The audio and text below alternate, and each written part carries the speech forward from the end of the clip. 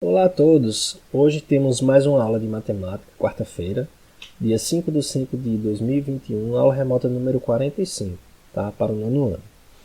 Então hoje nós iremos estudar sobre o conjunto dos números irracionais. Então, para tanto, nós vamos ver uma introdução com relação a esse conceito dos conjuntos dos números irracionais.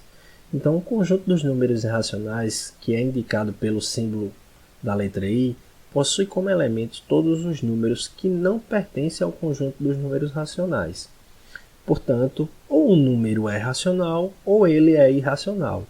Os números irracionais apresentam as seguintes características. Eles são decimais, infinitos e sem um período. Aí vocês podem perguntar, o que seria um período, professor? Seria uma repetição, tá certo? Uma sequência lógica que nós conseguimos enxergar nesses números decimais, certo? E com isso, nós podemos representá-lo na forma de uma fração. Então, quando nós representamos esse número na forma de fração, ele se torna um número racional, tá certo? Mas nem todo número pode ser representado. Ele apresenta esse período que nós conseguimos enxergar facilmente, tá certo? E esses números que não têm um período, nós chamamos de números irracionais, tá certo? Esses decimais infinitos sem um período. Outro exemplo é as raízes não exatas, ou seja, por exemplo, as raízes de números primos, como a raiz quadrada de 2, a raiz quadrada de 3, certo?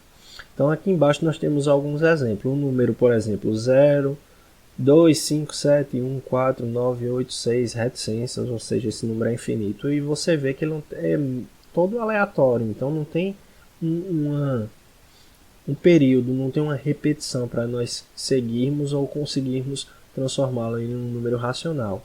A mesma coisa acontece quando nós calculamos a raiz de 2. Nós temos 1,414, 1, 3, 5, 6, 2 reticências. E a mesma coisa com 3. Então, para tanto, gente, é interessante nós entendermos um pouco mais sobre os outros conjuntos que nós já estudamos, certo?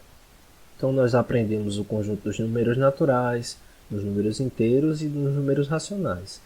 Eles são representados pelas seguintes letras que vocês estão vendo aí no slide. O conjunto dos números naturais pelo N, o dos inteiros pelo Z, o dos racionais pelo Q e os irracionais pelo I, tá? Então, por meio desse diagrama, nós vemos que um conjunto está contido no outro, tá? Então, notem que o conjunto dos naturais são aqueles números, como a gente já sabe, 0, 1, 2, 3 e segue até o infinito, tá certo? Adicionando os números negativos, ou seja, menos 1, menos 2, menos 3, até o menos infinito, e adicionados o conjunto dos números naturais, nós vamos ver que nós vamos ter o conjunto dos números inteiros. Pronto.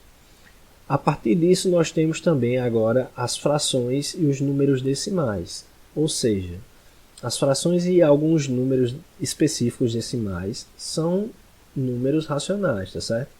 Ou seja, números que podemos representar na forma de uma fração, ou seja, onde essa fração, o denominador seja diferente de zero, todos esses números são números racionais, certo?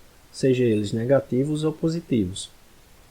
E todos aqueles números que não têm um período, como foi dito anteriormente, números decimais sem um período, que nós podemos definir, e os cálculos de raízes de números primos, por exemplo, são números que não podemos colocar na forma de fração, então eles pertencem ao conjunto dos números irracionais.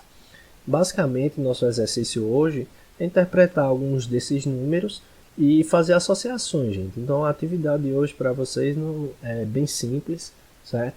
Espero que vocês tenham entendido essa questão dos números irracionais, tá? Outro exemplo de número irracional que nós temos é o π, tá certo? Que também, quando nós calculamos ele, nós vemos que dá um número decimal sem um período bem definido, tá? Sem um período definido. Então, a gente sabe que todo número que tem essa característica, a gente denomina ele de número irracional. Então, basicamente, o nosso conteúdo é isso hoje, tá, gente? Qualquer dúvida, vocês mandem para mim. E espero que vocês tenham entendido. O exercício de hoje é bem simples. Fiquem com Deus, tá? E se cuidem.